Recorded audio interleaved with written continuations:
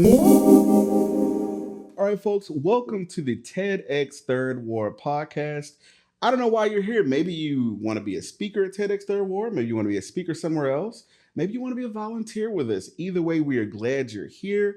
We are joined today by one of the most fascinating men that I know. He has a very interesting background. He has a PhD. He does Taekwondo. Ladies and gentlemen, Mr. Tom Griggs. Thank you very kind, my friend. How you doing today? Doing good. Doing Awesome, good. awesome. So you are a professional speaker already, Yes.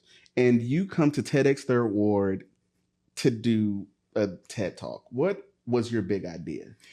So my big idea, what the title was, Reflective Resilience, Black Belt Tips for Combating the Chaos. And in my brand, Find Your Inner Black Belt, that's trademark, by the way. I put it out there, right? I use the principles of Japanese jiu-jitsu and help people to understand how to live a better life, whether it's at work or at home and just in everyday life.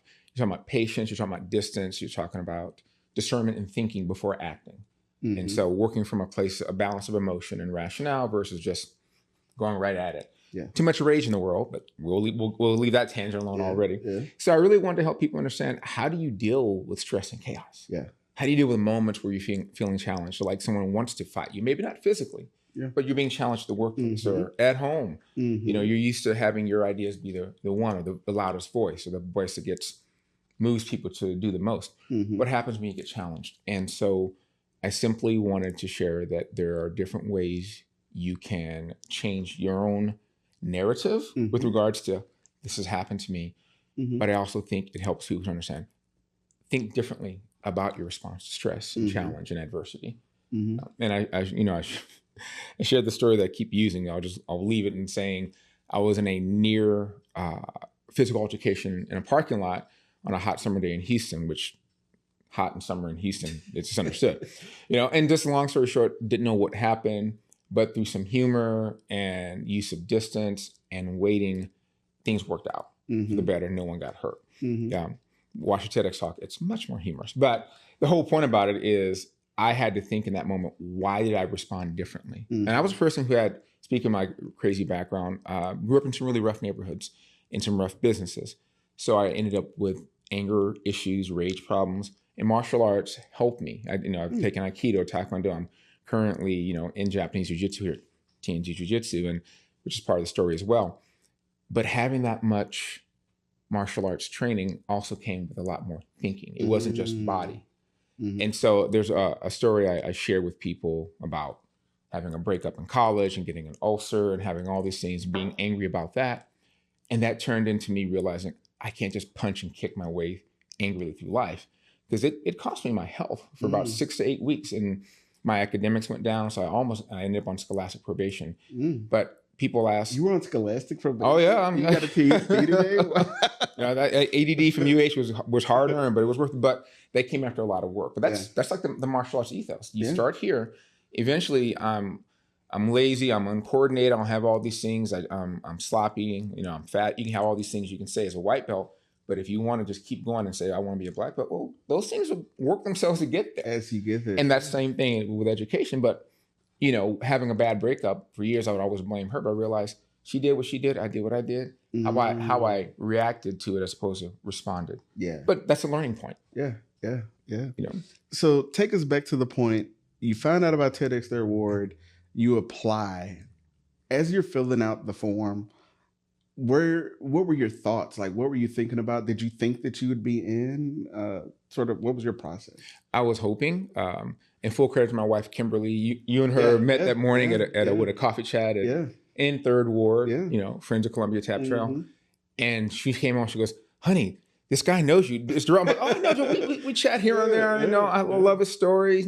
Swinging crow bras." He has an interesting life, but I thought it was really fun. I'm like, yeah, I should do this, because as a professional speaker, one of the things they tell you is on your wish list is get your TED or TEDx talk. And some people are iffy about it, but it can't hurt.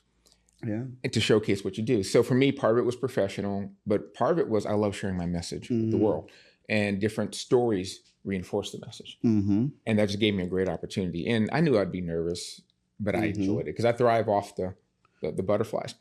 A funny story, not to jump forward, but when I finally landed on the talk I was going to give, I typed it out.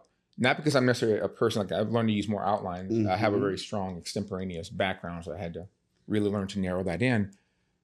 I probably rehearsed that talk. I would just have the things there for reference, probably 70, 80 times. Wow. Yeah, through full 10 minutes.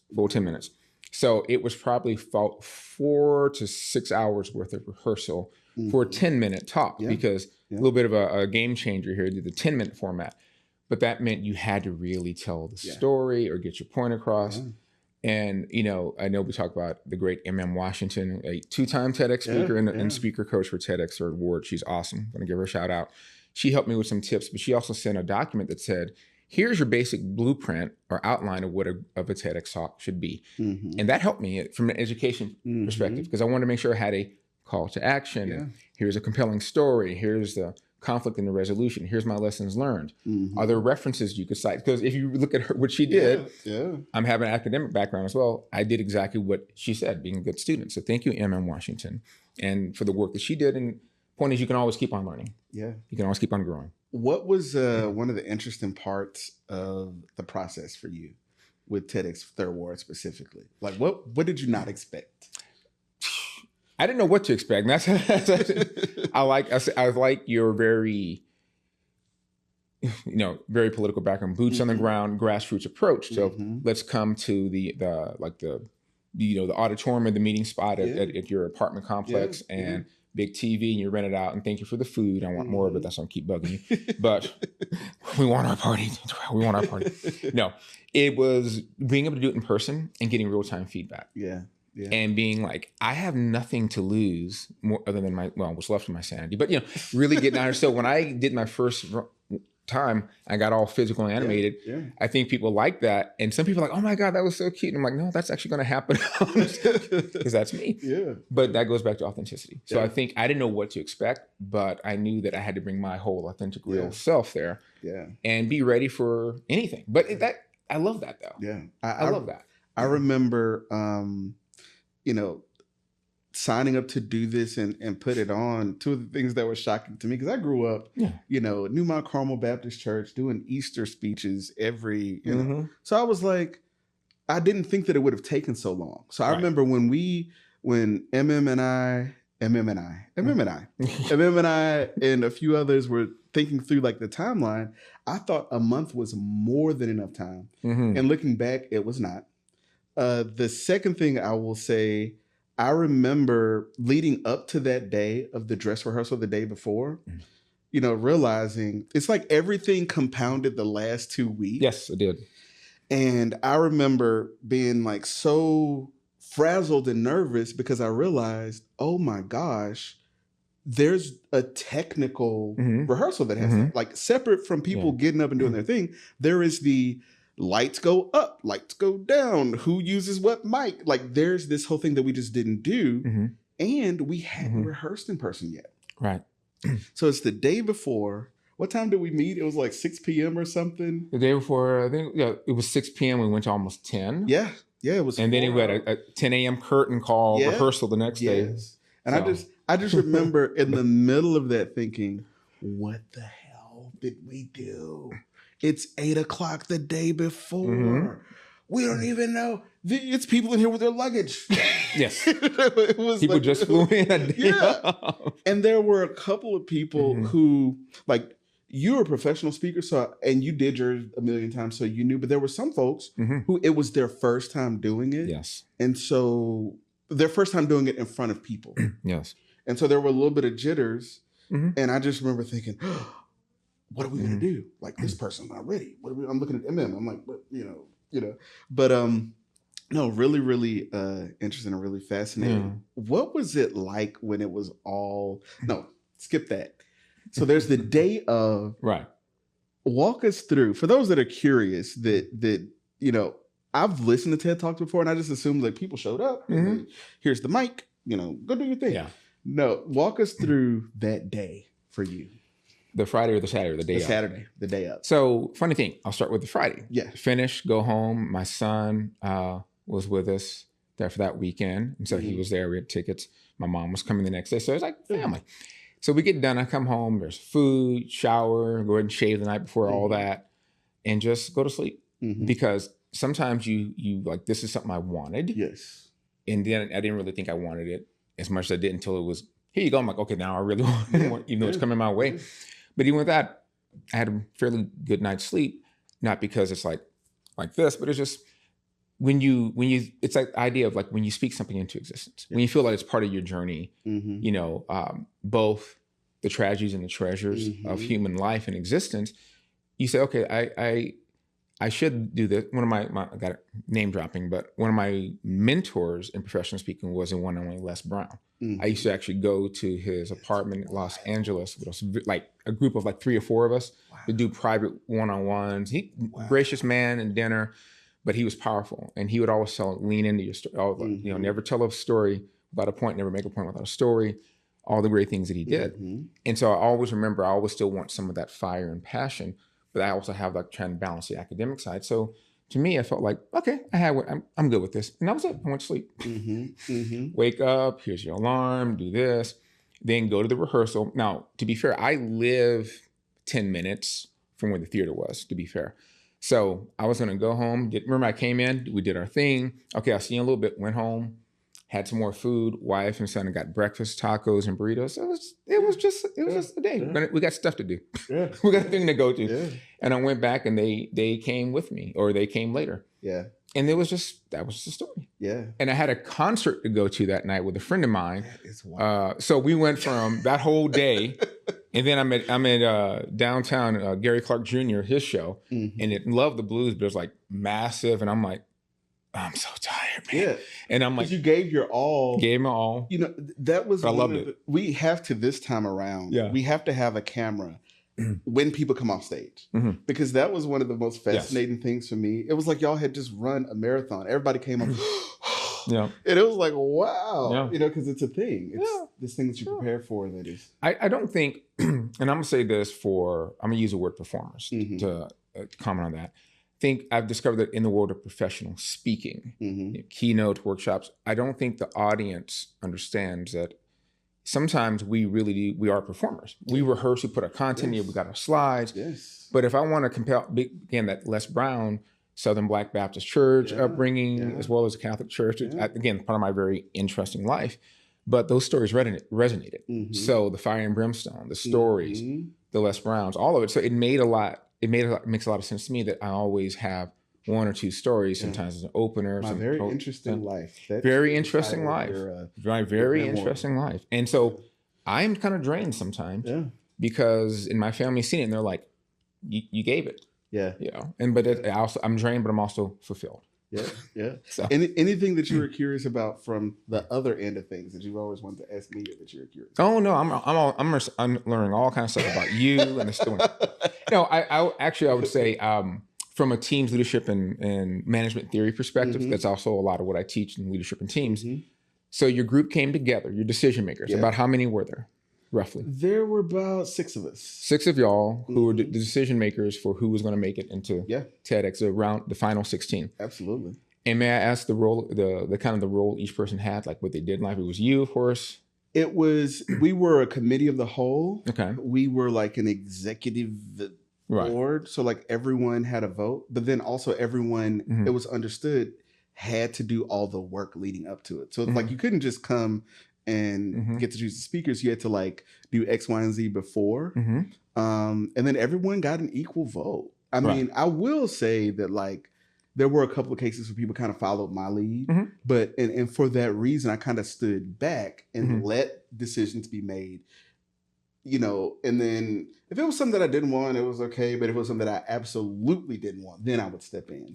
And that sort of, the idea was to get buy-in from folks and to really, my hope was that people saw how this worked and how it came together, and then they went and like did something else with it. Whether they did a TEDx, whether they started an organization, whether they whatever. I just wanted to demonstrate what it looked like to like bring people together in solidarity behind a goal, and then like make it work. And for people who don't know, thank you for sharing. for people who don't know, some of the talks were about people with organizations and movements. Yes. Sankofa, Ed Pettit and the group Electricity, Yes. Origami for All, and coding. Look at you! You remember all the things. Yeah. Do not ask me which was my favorite. I've seen them all. That's one of the questions I was going to ask you. It depends on it depends. Oh, nice try. No, depending on the mood. Some days like Jotina Buck's about rest. Absolutely. Dr. Stephanie. I lost my dad in 2016, and listening to her again reminded me of certain things. And the grieving is an ongoing process. It shows up in the strangest moments. Just a moment of silence sometimes, and you're like, you don't realize you're feeling something. Absolutely. And then talking about Jai, I can't remember Jai's last name. She's an attorney, and she was talking about how we have the mask we wear at work. So Dr. J, I'm sorry, Private J, and just everyone, and of course, Tiffany Yvonne though. Yes, that's my friend. Going out, what's it from like wherever the highway is between Chicago, and just screaming, singing hip hop rap with the kids, and but it's just like the life, So. I don't really have a favorite one. It just depends on certain moods and something really stands out. And I do watch them. Coach, Coach Tyrone. Yeah. TJ. And as my son runs track, so I've had to learn to be, encouraging, but not trying to tell him how to do something I don't do. But still be there for him and help him learn the lessons. So I'll say one of the things that really stood out for me, there were some where the idea was kind of there. And the group decided they were in, so they were in. And to see like how polished it was on that day, it was like, wow, just to see that transformation and to see that like, oh, there's a process to this. It may look like serendipity, but it is actually like a process. Right. And, when seeing Arthy's talk about cybersecurity and looking out for your kids, because I've seen it the first time, at the 2 rehearsals, and then she actually did it in person. Watched the growth and her paring down certain things. Really, really great talk that she gave too. That's the thing is everyone found their voice in the talk. And to get their point across. And that shows a lot of work. So you all had some really interesting chemistry. So thank y'all for that. Yeah. Because from a speaker standpoint, I liked it. I was like, look at these people go. Look at these people go. And Chris Wright. If I don't say her name, she's going to come after me. So Chris Wright right here. Chris Wright. Chris Wright is fascinating too, because I remember when Chris was giving her talk at the dress rehearsal the night before. If I'm not mistaken, was it that day? It had to be that day because we only met once before. Right. And I remember her reading it from her phone. And I would close my eyes and I'm like, this is interesting because most people can't do that. Most people can't read with emphasis and with the dynamic and with... But she did it. So I was like, man, like she's able to read. She clearly does this. She knows it on the radio or something. And then, but my thought was, here's someone who is literally reading from their phone, their talk. Right. Can they do it tomorrow without it? And she knocked it out of the park. Had to do it twice, actually. So Chris had to do it twice because Chris is a trooper. We're backstage. She starts. The audience can hear her, but backstage we can't. We're watching like on a monitor. So it's like, the audio, none of this is picked up. So it's like, do we go out and stop her? Or no, let her finish. So she comes off, she's done. We let her have maybe like 10 seconds.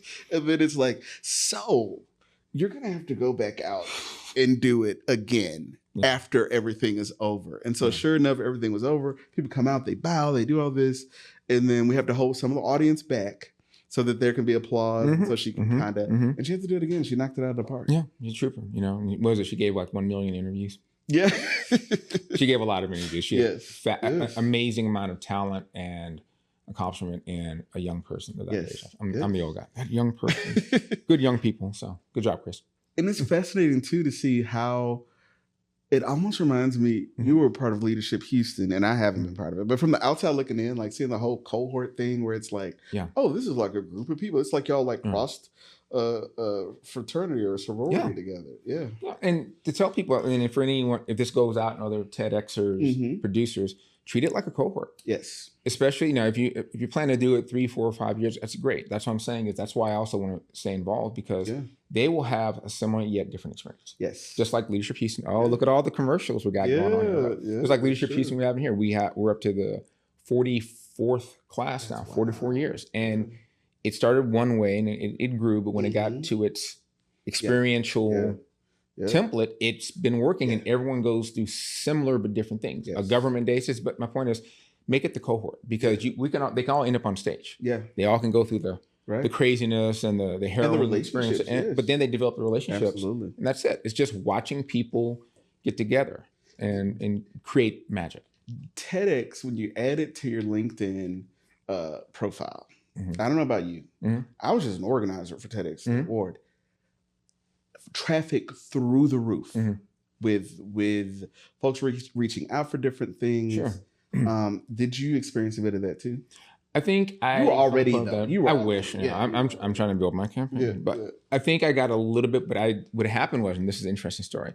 I was glad I did it, and I said, you know what? Now I need to put this on my LinkedIn and my social. Now I need to get everything else right. Yeah. So sometimes that's the one thing that got the house right for me. So I got my house in order, and so I redid a better bio this time and about me, and then what kind of descriptors and what have you, facilitation, keynotes, all that, retreats. But it's that was the one thing, and sometimes you need something that kicks you in the behind, and get you going. And speaking of, you ended up you were a speaker, and then you ended up having to come back behind, or you volunteered to do it, but you ended up being like the person to actually, to anyone who's doing this, you put so much into organizing up until the actual day. And then you think, no, there's a whole nother, I would say there's another third of the work. Yes, there is. Another third of getting the bios right and getting and to your point, and you mentioned this between interviews, that should be one of folks' like main things in the beginning. And Gina Carroll, who was one of the speakers, she probably has the most views. She was adamant about what her title was going to be and what her description was going to be. And I don't think people pay enough attention to that. They don't. But that is really what makes a person decide whether to click or not on YouTube, or whether to select you as a speaker when they're scrolling through. Yeah, and I'll say very shortly, for people who are putting this on, get a really strong administrative back-end person. And but those are lessons learned. That is no way to criticism, because you said doing this. Oh my God. Yeah, but you pulled it off, and it's great. I don't mind stepping in because it is a team. Yeah. But what I did was I learned, your talk description and your bio are two separate things. Yes. They have up to 6 keywords that you can choose under. It's like 300 keywords under like categories. Is this about addiction or abuse? Is this, they go by A's. Yeah. So in B, it's just alphabetical.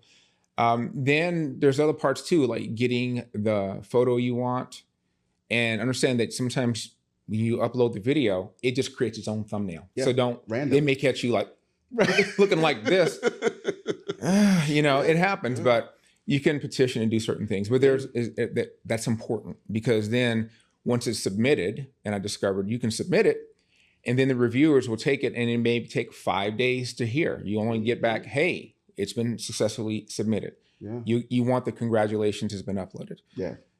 And you make mistakes, like happened a couple of times. I had to take it off. Yeah. And then put something else, and then fix something else.